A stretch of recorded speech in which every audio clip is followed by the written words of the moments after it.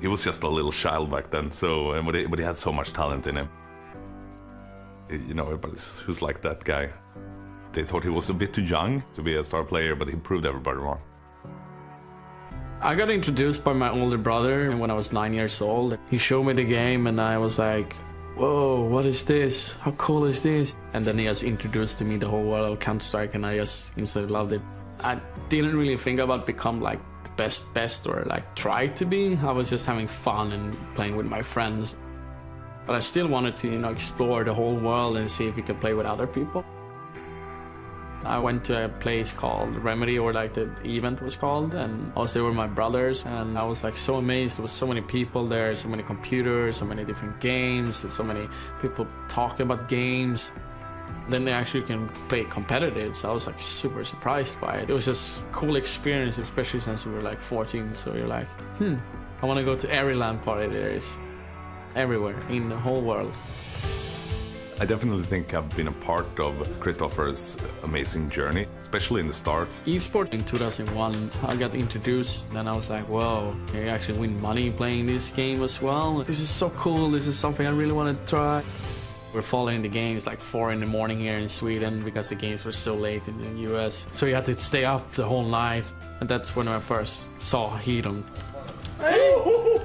Well, esports was totally new when I started playing. I think I was maybe the first guy in Sweden to receive a salary from playing computer games. I think it was something like $200 or something. I felt like I was king of the world, and I even got free mice and keyboards, and that was huge. When I saw Hayatı play the first time, I was like, whoa, he's super good, this player. I need to look up this guy and see who it is and where he's from and so on. And then I saw he was from Sweden in Stockholm. It's like, oh, I need to follow this guy. I need to know what he's doing, what team he's playing for, what achievements he's done. Basically, after that, I got hooked, and I was like, he's my idol. You know, he's so good and he's so talented, and I hope that I someday can actually compete against him.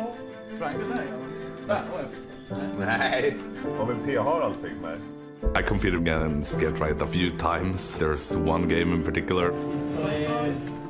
We played this big qualifier in Sweden, and it was a major spot for the ESWC back then. It was like a big thing. It was like this David versus Goliath. We were the best team and they were like kind of bad on paper. We were supposed to just have an easy walk in the park. I was playing out of my mind.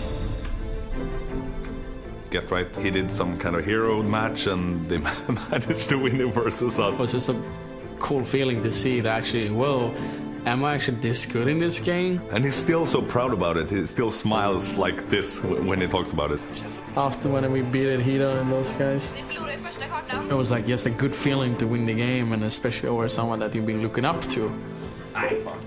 That was basically his last official tournament and game as well, so I always say to him, I actually was the last one to beat you. And my feeling afterwards, okay, there's gonna be a new king in town soon. After that game, I quit playing professionally and still worked for an IP, so I recruited GeT to take my spot, and he did it very well.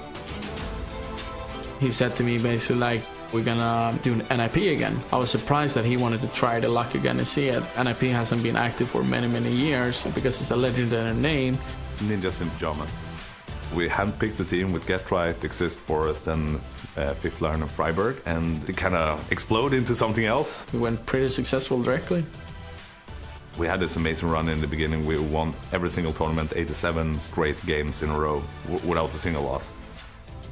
It was just very cool and surprising to see that you actually can be so dominant in a game, and also that you were one of the best players at the same time. That's probably my biggest success. I think our first loss was in Ukraine.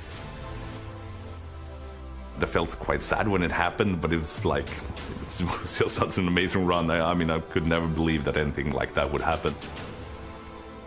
I guess you felt immortal because you're having that winning streak and you basically won against anyone you played, but when they actually hit you that you lost. This is how it is to feel to lose. It's always so hard to know what to say because you can't go there and say like, yeah, better luck next time, because at the moment it doesn't matter. He's just so frustrated. I guess I just try to hug him and like don't say anything. Like a big burden on your shoulder because everyone's expecting you're gonna win every time, no matter what you're doing, you know. But you're a human being. It's not It's not normal to go and never lose, you know, so you want to lose something. I don't think it helped Christopher being more humble for losing a game. I think he's always been a humble guy. When we're on that 87-0 streak, he was still the same guy as he is now and has always been. So I think it's just a genuine guy.